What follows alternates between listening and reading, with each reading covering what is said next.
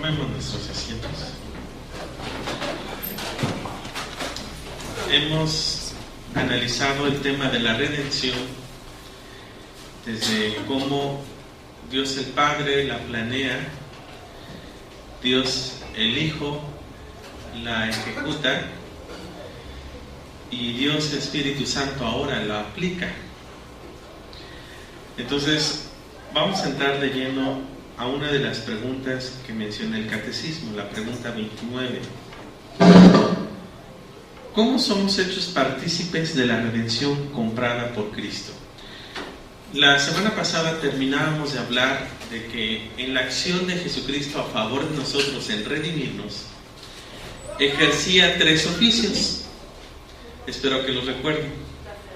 El oficio de sacerdote, profeta y rey. Son 3 oficios en los cuales se manifiesta su redención hacia su pueblo. Pero ahora el Espíritu Santo también, como parte de la Trinidad, ejecuta la redención a nuestras vidas. Y entonces la pregunta es que ¿cómo somos hechos partícipes de la redención comprada por Cristo? Y la respuesta está aquí. Somos hechos partícipes a la redención comprada por Cristo por la aplicación eficaz de ella, que de ella nos hace el Espíritu Santo. Y aquí es donde entra la tercera persona de la Trinidad.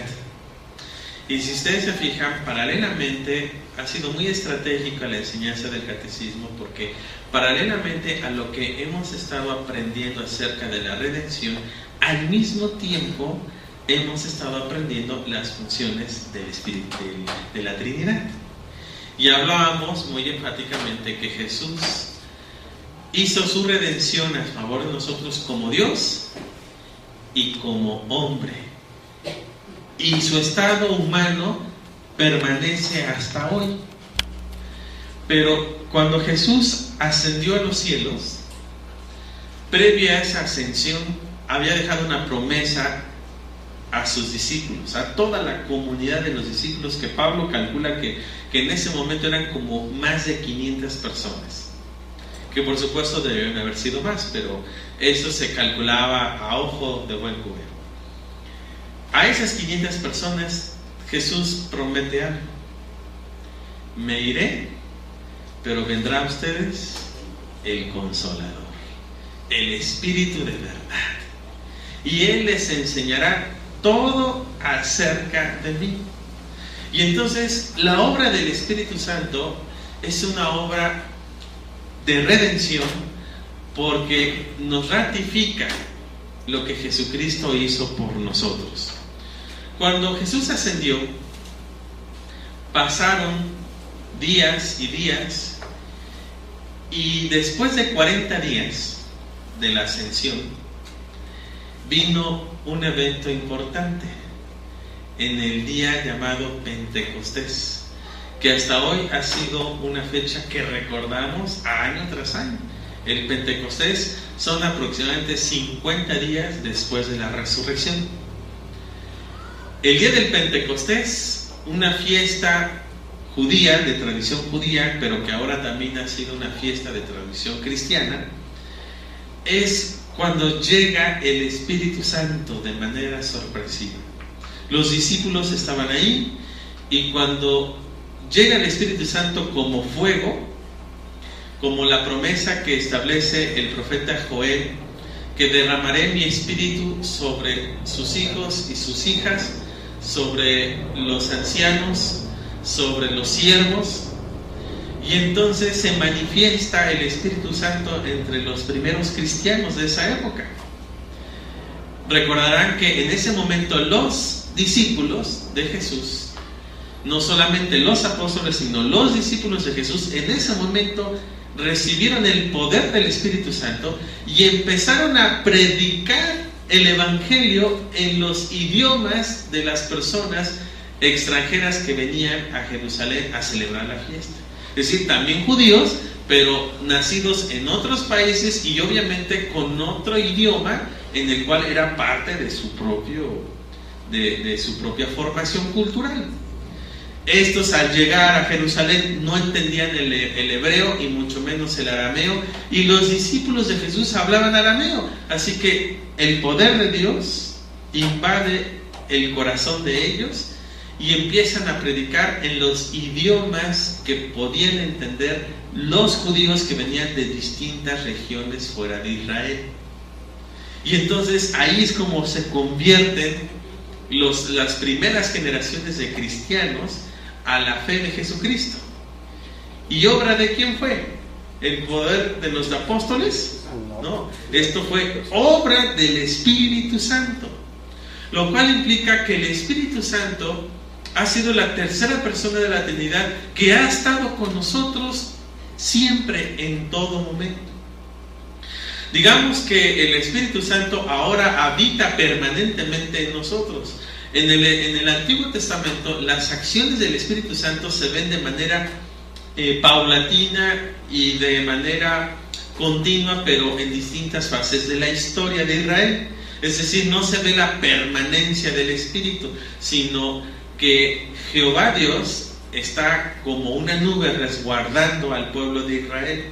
Pero la verdad es que el Espíritu Santo ha participado desde la creación hasta nuestra redención. Así que por eso su aplicación es una aplicación eficaz. ¿Por qué eficaz? Porque el Espíritu sella y garantiza que nosotros hemos sido redimidos por la sangre de Cristo.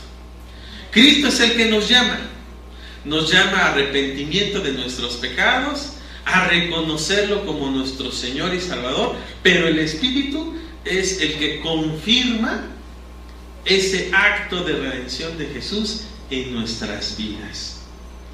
Vamos a ver algunos versículos que nos confirman esto, porque miren, pues dice la respuesta: somos hechos partícipes de la redención comprada por Cristo por la aplicación eficaz que de ella nos hace el Espíritu Santo. Es decir, aquí interviene la figura del Espíritu Santo para que esa redención de Jesús a favor de nosotros sea una realidad, y lo hace nosotros. Entonces, veamos Juan 1:12, que dice: pero aquellos que le aceptaron y creyeron en ella llegaron a ser hijos de Dios.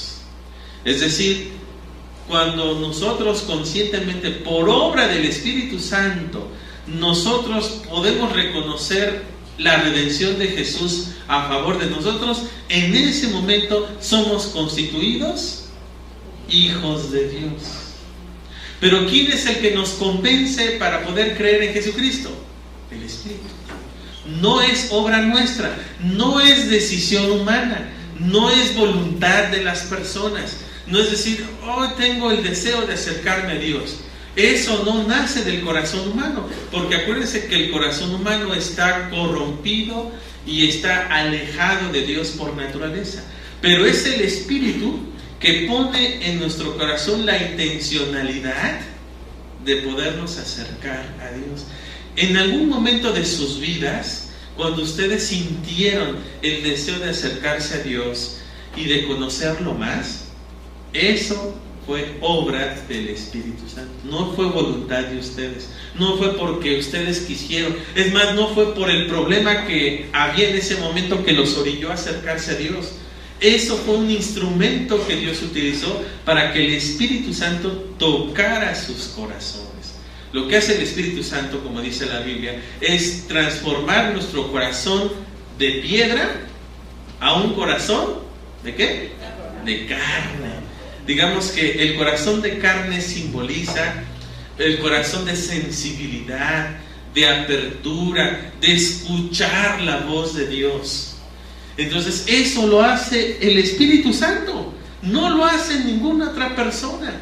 No lo hacemos por nuestra propia voluntad, sino que eso es obra directa del Espíritu Santo en nuestras vidas. Entonces, el llegar a ser hijos de Dios, esa es la obra, la acción, la aplicación del Espíritu Santo en nuestras vidas. Por el Espíritu Santo nosotros nos constituimos en hijos de Dios.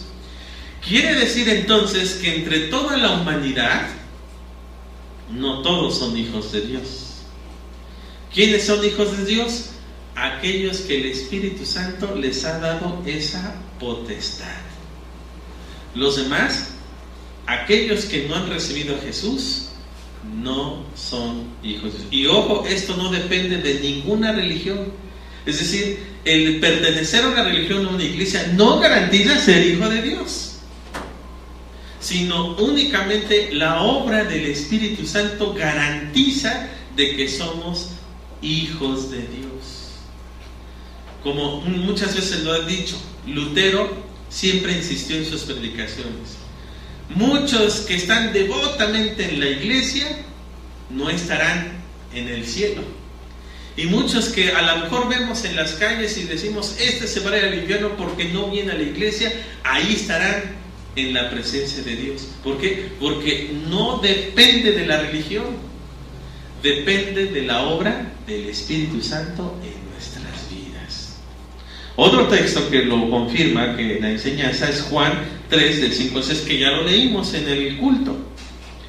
Te aseguro que si uno no nace del agua, ¿y de qué?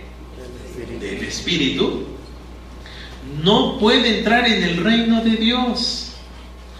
Todos nacen de padres humanos, pero los hijos de Dios solo nacen del Espíritu.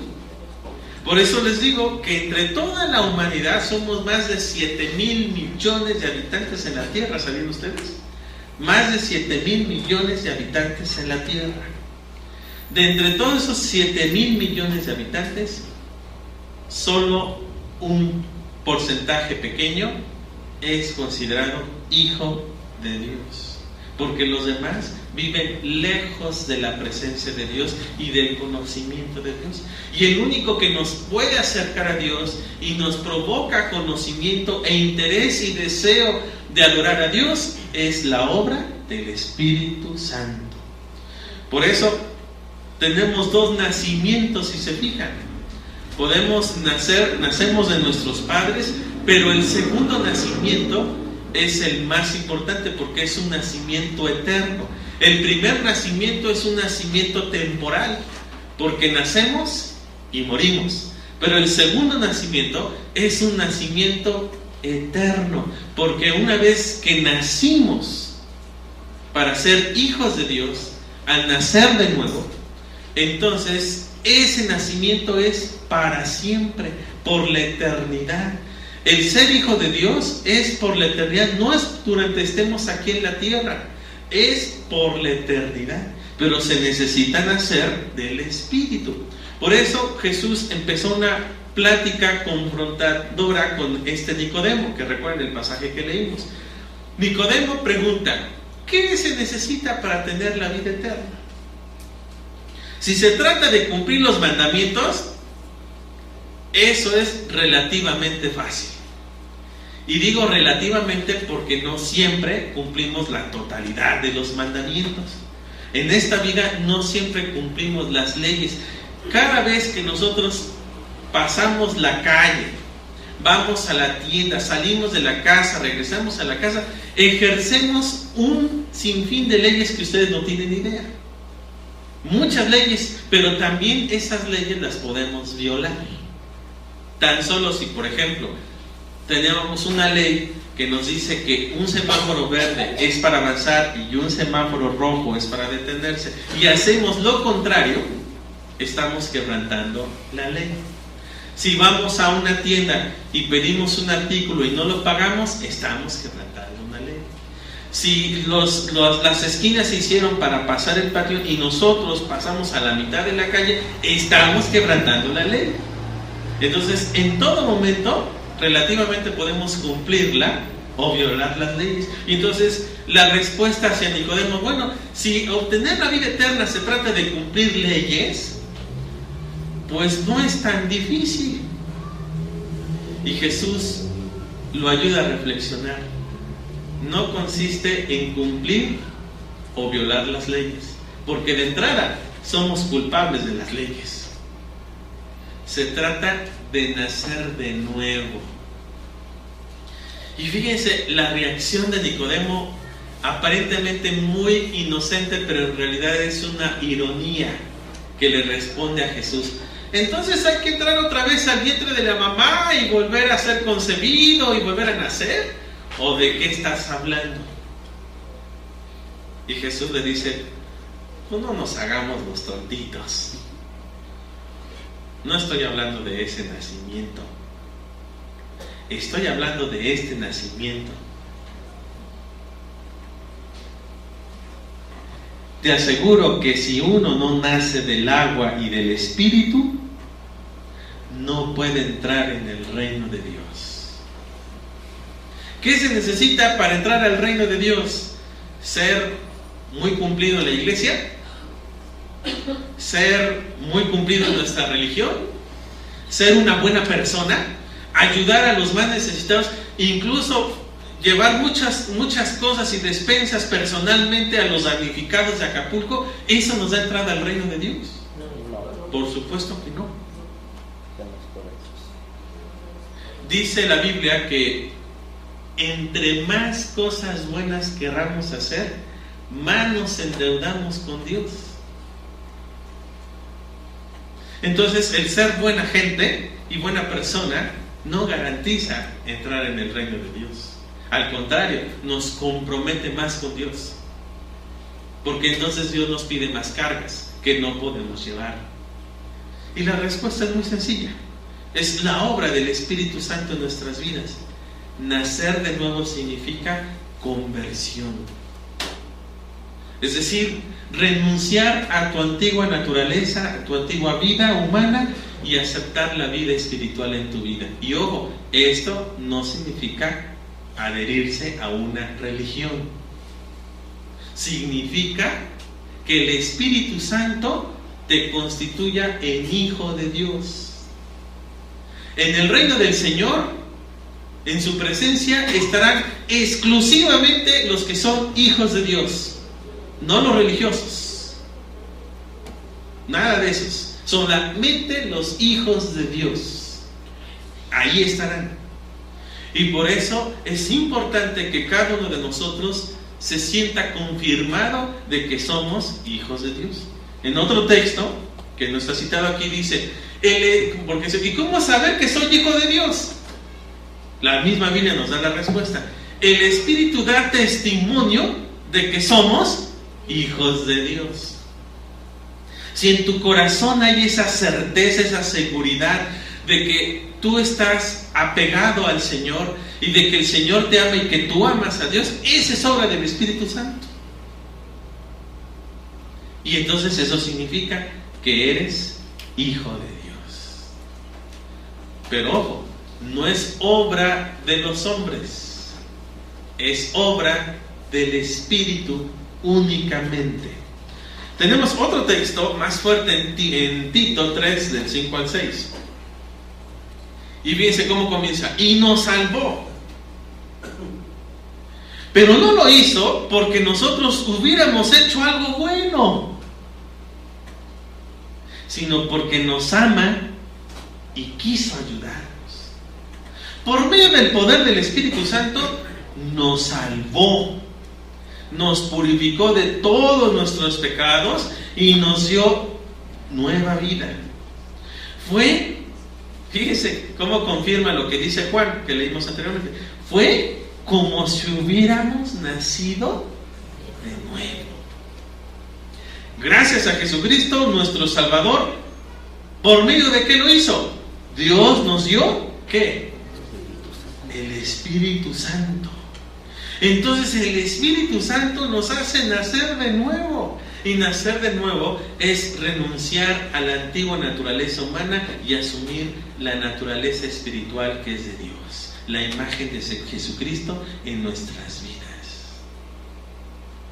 Nosotros podemos en un momento de nuestras vidas decir, sí, yo acepto el llamado de Dios, pero es el Espíritu Santo el que te empuja a decir sí. Y es el Espíritu Santo que empieza a cambiar tu vida. Y empiezas a dejar lo que eras antes y empiezas a asumir una identidad de hijo de Dios. ¿Cuál es la diferencia entre un hijo de Dios y uno que no es hijo de Dios? Es muy sencillo. El que es hijo de Dios refleja a Jesucristo. Y el que no es hijo de Dios no refleja a Jesucristo. Refleja la maldad y refleja al enemigo. Esa es la gran diferencia. Pero fíjese, en medio de esos dos extremos hay muchas personas que les gusta estar en medio. Es decir, no quieren saber nada de Dios, pero tampoco son malas personas. Y hasta se dicen, gracias a Dios soy ateo, eso de Dios no me interesa, pero yo hago bien a las personas. Están en medio. Ni son de acá, ni son de allá. Pero también la Biblia dice que el que ni es frío ni caliente, sino tibio, es desechado. O sea, por muy buena persona que sea, dice aquí que no se va a ganar el reino de Dios. Pero lo hizo no porque hubiéramos hecho algo bueno, aquí están los tibios, sino porque nos ama y quiso ayudarnos. Es decir, tuvo misericordia. Acuérdense que en las primeras lecciones del catecismo aprendimos que todos tenemos que pagar por nuestros pecados, sin excepción. Sin embargo, Dios no quiso que nosotros sufriéramos el castigo de nuestros pecados, sino que alguien más tomara nuestro lugar para que ese recibiera el castigo de nuestros pecados. ¿Y quién fue ese? Jesucristo. Pero esa acción de redención, es decir, de tomar nuestro lugar, ¿sí?, entonces ahora nos empuja a aquellos que no recibimos el castigo justo por nuestros pecados, entonces seamos tocados por el Espíritu para aceptar ese ofrecimiento de la fe en Jesucristo a través de su muerte y resurrección. Y esto es obra del Espíritu Santo. No es decisión nuestra, no es porque quisimos o sentimos bonito y en ese momento decidimos levantar nuestras manos y aceptar a Jesucristo. Esa es obra del Espíritu Santo, quien hizo en nosotros, nos purificó de nuestros pecados y nos dio vida nueva. Y por eso dice el apóstol, es como si hubiéramos nacido. No, efectivamente esa es la respuesta que Jesús le da a Nicodemo. Es necesario volver a nacer. Pero si se fijan, si regresamos al texto anterior de Juan, comienza así: te aseguro que si uno no nace de agua y del Espíritu, y aquí hay un factor agua que no hemos aclarado. Esta es una interpretación de la iglesia. El agua es algo simbólico, lo que nosotros utilizamos en el bautismo. Cuando nosotros bautizamos a alguien o alguien se bautiza, es un símbolo de que esa persona ha recibido la redención de Cristo y que ha sido purificada por el Espíritu Santo. El agua no tiene poder alguno. Es decir, cuando nos traen la copa para ejercer el bautismo, no la bendecimos ni hacemos ningún acto mágico ahí. Es un agua que está ahí del garrafón, la que tomamos para ingerir. Ni siquiera tomamos de la llave, es agua del garrafón. Y hace poco tuvimos bautismos. Y cuando nosotros ponemos nuestra mano sobre la cabeza del que recibe el bautismo para darle esa agua no tiene ningún poder para perdonar los pecados, sino que es una manera simbólica de que el Espíritu Santo ya lavó sus pecados. Y la mejor expresión de dar el testimonio al mundo de que mis pecados fueron lavados por la obra del Espíritu Santo es a través del bautismo. Ahora, la forma del bautismo hay muchas maneras. Las iglesias están polarizadas. Una gran mayoría lo hace sumergiendo a la gente por inmersión, y otras pocas iglesias lo hacemos al revés, por aspersión. Pero eso no importa. Si es por inmersión o aspersión, eso es lo de menos. Es el acto lo que importa. Ese es un sacramento, en su momento vamos a estudiarlo como sacramento. El segundo sacramento es la Santa Cena, es otro acto simbólico, porque en ese acto simbólico el cuerpo de Cristo es crucificado y la sangre de Cristo es derramada, pero no se hace ahí, porque Cristo ya se sacrificó, acuérdense, una sola vez. ¿Y para qué? Y para siempre por nuestros pecados. Pero la Santa Cena es una forma de recordar simbólicamente ese acto de Jesucristo. Lo mismo sucede en el bautismo. Por eso dice Jesús, es necesario nacer del agua y del Espíritu. Pero ¿tendrá poder o la persona es hijo de Dios si es bautizada y no por el Espíritu Santo? No tiene validez.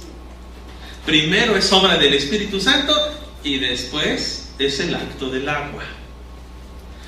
Recordarán un pasaje en Hechos, cuando Felipe va viajando y él comparte el evangelio a un extranjero, y esa persona es tocada por el Espíritu Santo y dice: yo quiero ser parte de esa fe, yo quiero conocer más.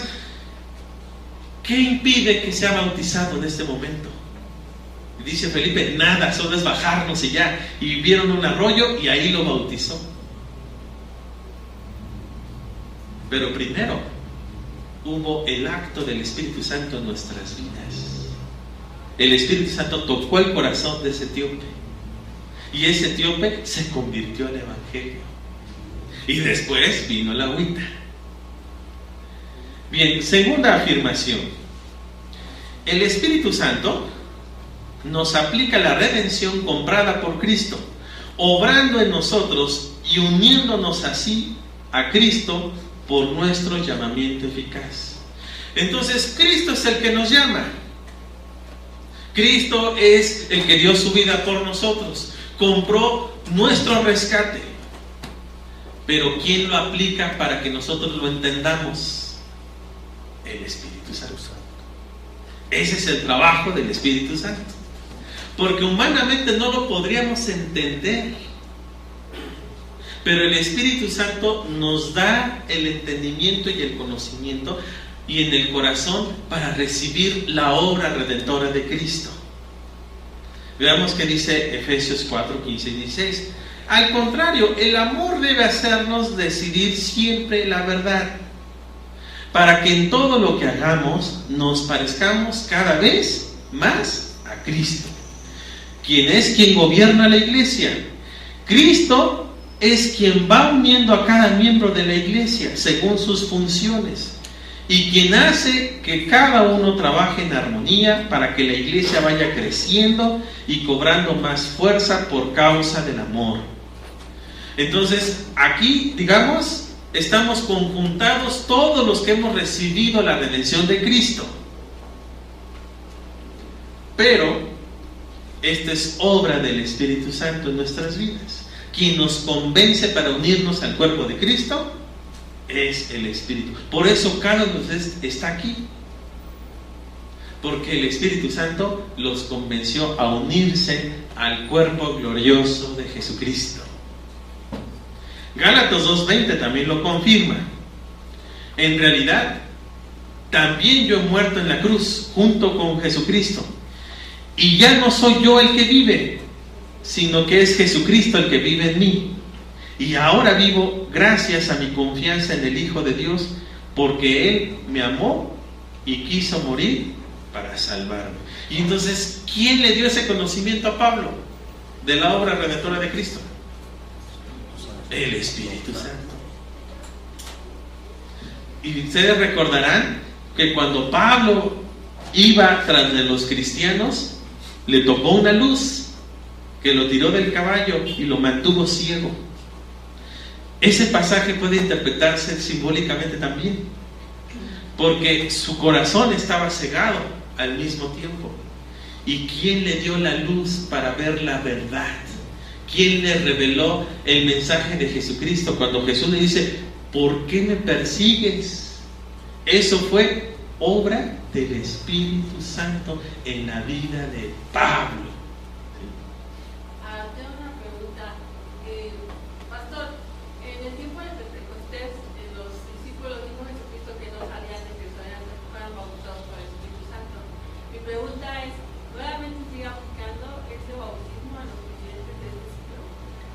Por supuesto, cada vez que somos convencidos de nuestro pecado, cuando una persona por primera vez es convencida de su pecado y que acepta la redención de Jesucristo, el perdón de los pecados, en ese momento es el acto del bautismo del Espíritu. Lo externo es otra cosa, pero desde el momento que nuestro corazón es tocado por primera vez en nuestra historia, de convencernos de que sin la redención de Cristo estamos perdidos, eso es obra del Espíritu, y cuando nosotros nos convertimos, ese es el bautismo del Espíritu Santo. Ahí el Espíritu Santo está tocando nuestras vidas para siempre. Cuando dice el dar el poder, ¿es el poder para vencer el pecado? No, sino que esas ya son evidencias de las obras como cristianos, ¿no? Es decir, el cristiano recibe el poder para hablar de la fe a otros, para que otros también sean tocados por el poder del Espíritu Santo. Es decir, ¿quién puede hablarle a los que no son cristianos desde su propia experiencia de fe? Pues los que han sido tocados por el Espíritu. Una persona que no ha sido tocada por el Espíritu no tiene la capacidad de hablar, aunque puede hablar acerca del Evangelio. Yo me acuerdo que hace muchos años un predicador narraba esta anécdota. Decía que en una campaña evangelística un hombre estuvo ahí entre el público en la campaña y escuchaba cómo el predicador hablaba, y entonces hacía el llamamiento, y él observó que muchas manos y mucha gente se acercaba a pedir oración para poder iniciar su vida de fe. Entonces esa persona que observó a ese evangelista decía: este es un charlatán, manipulador de mentes. Yo podría hacer lo mismo. Yo puedo reunir mucha gente, hablo mucho mejor que él, soy más elocuente, tengo más información, y voy a demostrarles cómo es pura charlatanería de este señor. Y entonces así lo hizo. Reunió a mucha gente en una plaza y empezó a utilizar el mismo discurso que escuchó de ese evangelista. Empezó a hablar de Jesús y empezó a hablar acerca del sacrificio de Jesús y el perdón de los pecados. Dice: van a ver que esto es pura charlatanería. En ese momento, cuando él terminó de hablar, mucha gente cayó arrodillada pidiendo perdón por sus pecados y llorando. Y ese hombre no podía creer lo que estaba viendo. Y en ese momento, ese hombre que quería mofarse del evangelista también cayó rendido a Cristo. ¿Quién habló cuando la gente escuchó y se arrepintió? No habló él, sino el Espíritu. Aún ese hombre malvado lo usó Dios, lo usó el Espíritu para que mucha gente llegara al conocimiento de Jesucristo. Y él mismo también. Y en ese momento él se convence que ha sido el Espíritu que ha tocado su corazón, y también cayó de rodillas pidiendo perdón. Eso es obra del Espíritu, no de nosotros. Siguiente afirmación para terminar. El llamamiento eficaz, vean, esto confirma lo que hemos dicho, es obra del Espíritu de Dios, por lo cual, convenciéndonos de nuestro pecado y de nuestra miseria, ilustrando nuestras mentes con el conocimiento de Cristo y renovando nuestras voluntades, nos persuade a abrazar